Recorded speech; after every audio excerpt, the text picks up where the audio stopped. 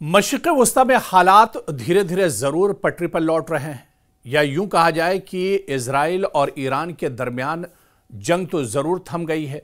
12 रोज तक यह जंग चली थी और उसके बाद आप देखिए कि अमेरिका की मुदाखलत के बाद, अमेरिका की सालसी के बाद यह जंग एक तरह से ठंडे बस्ते में चली गई थी और हालात पटरी पर लौट रहे थे। लेकिन ईरान एक बार फिर बड़ी जंग के लिए तैयार है, क्योंकि ईरान का मानना है कि इजराइल के साथ इसकी जंग खत्म जरूर हुई है, मगर इसे अभी भी बहुत अलर्ट रहने की जरूरत है, क्योंकि इजराइल की नीयत पर इसे भरोसा नहीं है।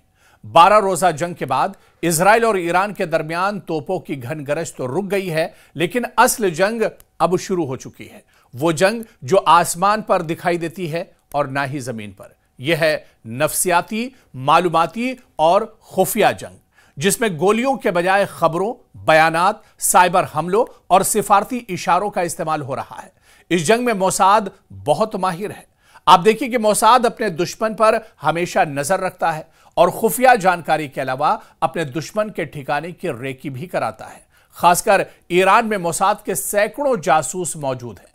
आपको याद होगा कि 12 रोजा जंग जब इजराइल और ईरान के दरमियान थमी थी, उस जंग के बाद ऐसे ही कई जासूसों को ईरान ने मौत के घाट उतार दिया था।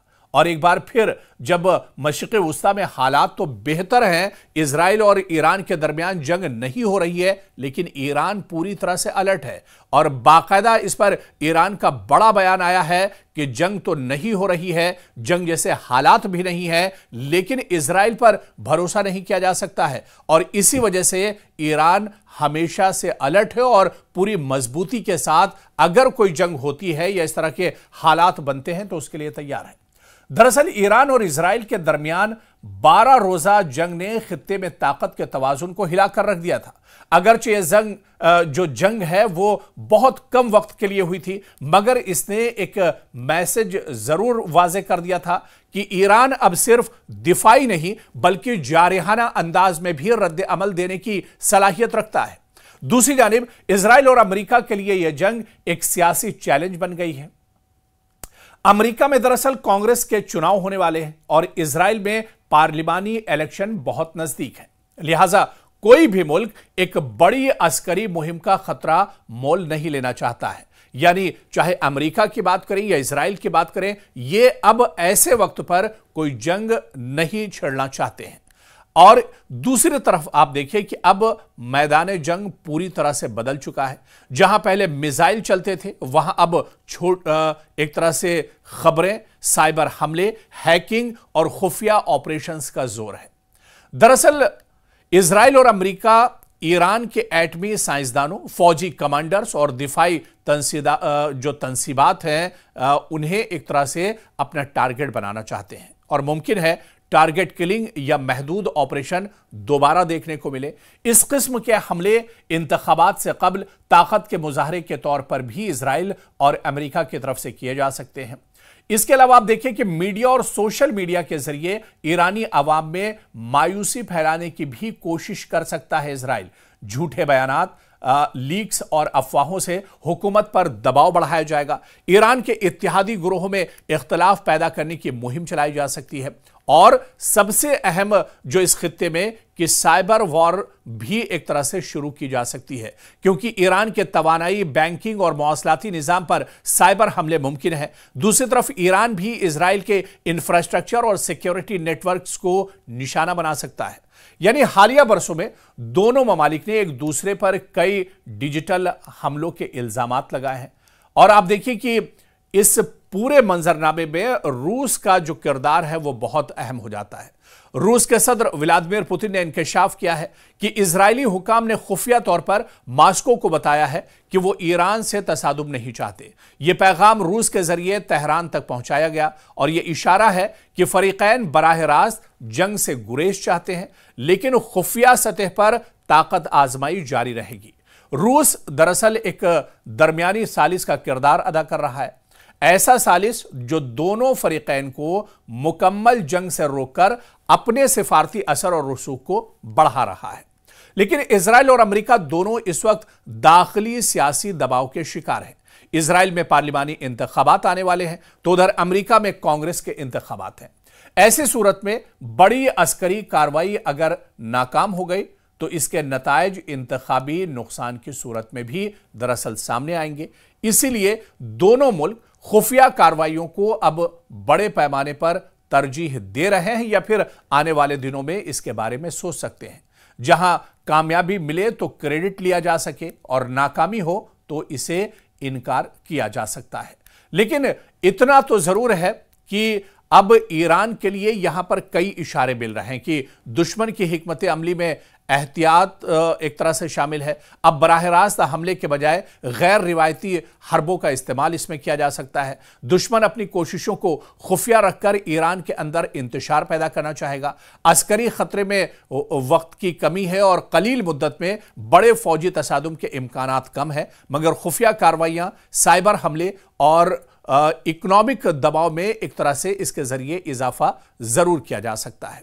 यानी आप देखिए कि इसके जरिए से टारगेट किलिंग्स में इजाफा हो सकता है, खुफिया एजेंसियों के ऑपरेशंस तेज हो सकते हैं, ईरानी मईशत पर दबाव बढ़ाया जा सकता है, खासतौर पर तेल बरामदात पर प्रोपेगेंडा मुहिम के जरिए ईरान के इत्तेहादी गुरोहों को कमजोर करने की कोशिश होगी। और यह सब कुछ इसलिए कि खुले आम जंग छेड़े बगैर भी सियासी और सिक्योरिटी मकासद एक तरह से इजराइल और अमेरिका हासिल करना चाहेंगे।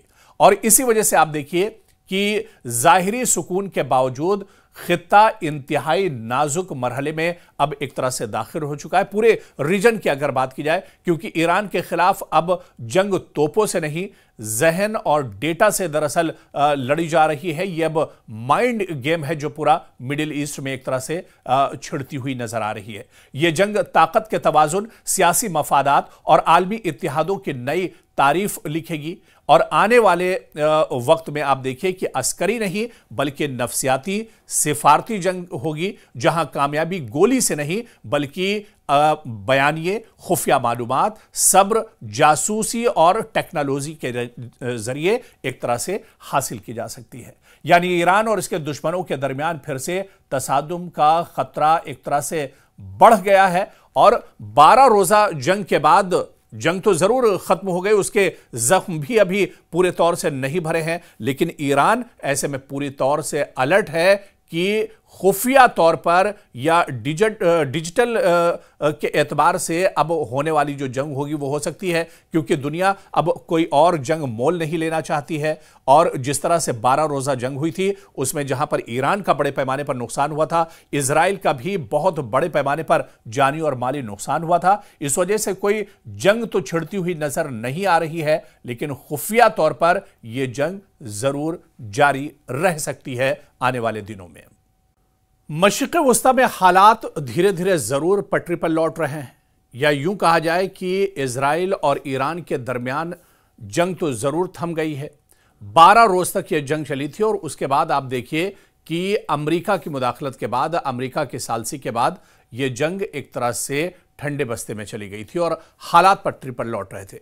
लेकिन ईरान एक बार फिर बड़ी जंग के लिए तैयार है, क्योंकि ईरान का मानना है कि इजराइल के साथ इसकी जंग खत्म जरूर हुई है, मगर इसे अभी भी बहुत अलर्ट रहने की जरूरत है, क्योंकि इजराइल की नीयत पर इसे भरोसा नहीं है।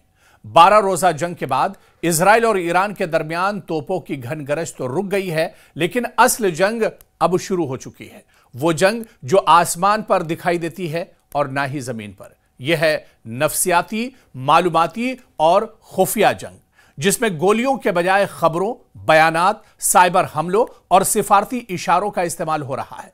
इस जंग में मोसाद बहुत माहिर है। आप देखिए कि मोसाद अपने दुश्मन पर हमेशा नजर रखता है और खुफिया जानकारी के अलावा अपने दुश्मन के ठिकाने की रेकी भी कराता है। खासकर ईरान में मोसाद के सैकड़ों जासूस मौजूद हैं। आपको याद होगा कि 12 रोजा जंग जब इजराइल और ईरान के दरमियान थमी थी, उस जंग के बाद ऐसे ही कई जासूसों को ईरान ने मौत के घाट उतार दिया था। और एक बार फिर जब मशरिक़ वुस्ता में हालात तो बेहतर हैं, इजराइल और ईरान के दरमियान जंग नहीं हो रही है, लेकिन ईरान पूरी तरह से अलर्ट है और बाकायदा इस पर ईरान का बड़ा बयान आया है कि जंग तो नहीं हो रही है, जंग जैसे हालात भी नहीं है, लेकिन इजराइल पर भरोसा नहीं किया जा सकता है और इसी वजह से ईरान हमेशा से अलर्ट है और पूरी मजबूती के साथ अगर कोई जंग होती है या इस तरह के हालात बनते हैं तो उसके लिए तैयार है। दरअसल ईरान और इजराइल के दरमियान 12 रोजा जंग ने खित्ते में ताकत के तवाजुन को हिलाकर रख दिया था। अगरचे यह जो जंग है वो बहुत कम वक्त के लिए हुई थी, मगर इसने एक मैसेज जरूर वाजे कर दिया था कि ईरान अब सिर्फ दिफाई नहीं बल्कि जारिहाना अंदाज में भी रद्द अमल देने की सलाहियत रखता है। दूसरी जानिब इजराइल और अमेरिका के लिए यह जंग एक सियासी चैलेंज बन गई है। अमेरिका में दरअसल कांग्रेस के चुनाव होने वाले हैं और इजराइल में पार्लिमानी इलेक्शन बहुत नजदीक है, लिहाजा कोई भी मुल्क एक बड़ी अस्करी मुहिम का खतरा मोल नहीं लेना चाहता है। यानी चाहे अमेरिका की बात करें या इजराइल की बात करें, ये अब ऐसे वक्त पर कोई जंग नहीं छेड़ना चाहते हैं। और दूसरी तरफ आप देखिए कि अब मैदान जंग पूरी तरह से बदल चुका है। जहां पहले मिसाइल चलते थे वहां अब एक तरह से खबरें, साइबर हमले, हैकिंग और खुफिया ऑपरेशंस का जोर है।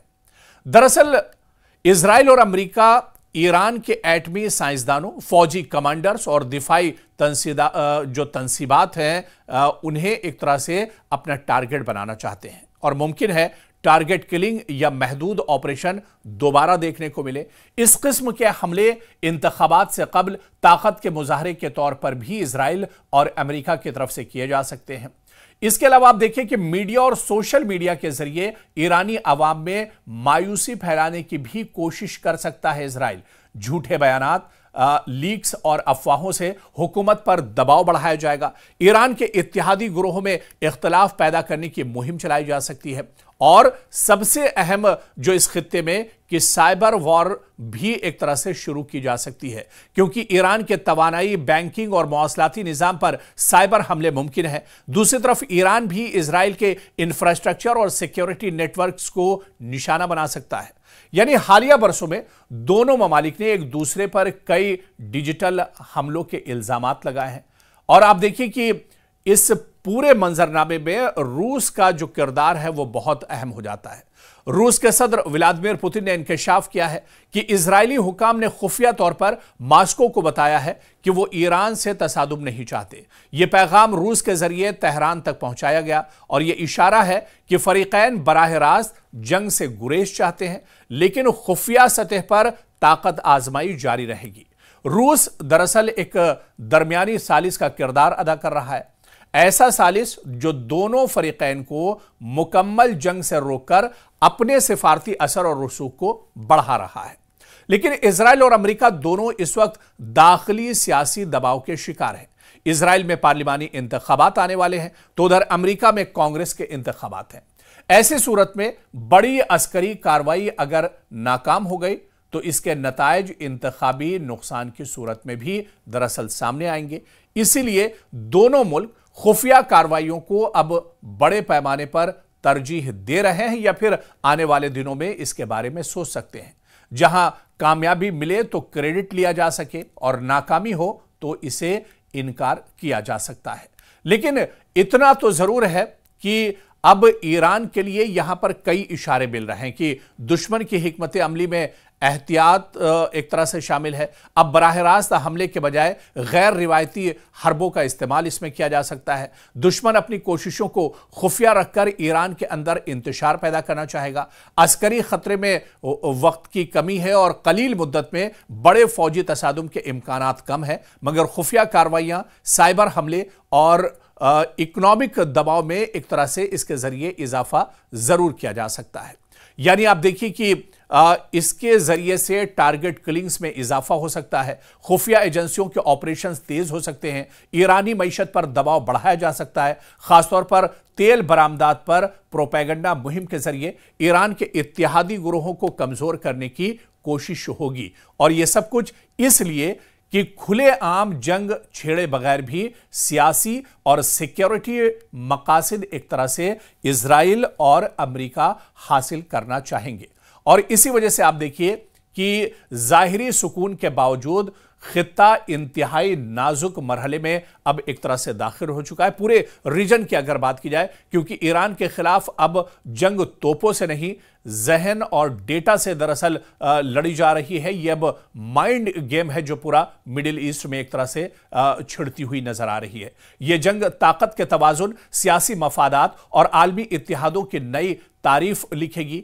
और आने वाले वक्त में आप देखिए कि अस्करी नहीं बल्कि नफसियाती सिफारती जंग होगी, जहां कामयाबी गोली से नहीं बल्कि बयानिए, खुफिया मालूमात, सब्र, जासूसी और टेक्नोलॉजी के जरिए एक तरह से हासिल की जा सकती है। यानी ईरान और इसके दुश्मनों के दरमियान फिर से तसादुम का खतरा एक तरह से बढ़ गया है। और 12 रोजा जंग के बाद जंग तो जरूर खत्म हो गई, उसके जख्म भी अभी पूरे तौर से नहीं भरे हैं, लेकिन ईरान ऐसे में पूरी तौर से अलर्ट है कि खुफिया तौर पर या डिजिटल के एतबार से अब होने वाली जो जंग होगी वो हो सकती है, क्योंकि दुनिया अब कोई और जंग मोल नहीं लेना चाहती है। और जिस तरह से 12 रोजा जंग हुई थी उसमें जहां पर ईरान का बड़े पैमाने पर नुकसान हुआ था, इजराइल का भी बहुत बड़े पैमाने पर जानी और माली नुकसान हुआ था। इस वजह से कोई जंग तो छिड़ती हुई नजर नहीं आ रही है, लेकिन खुफिया तौर पर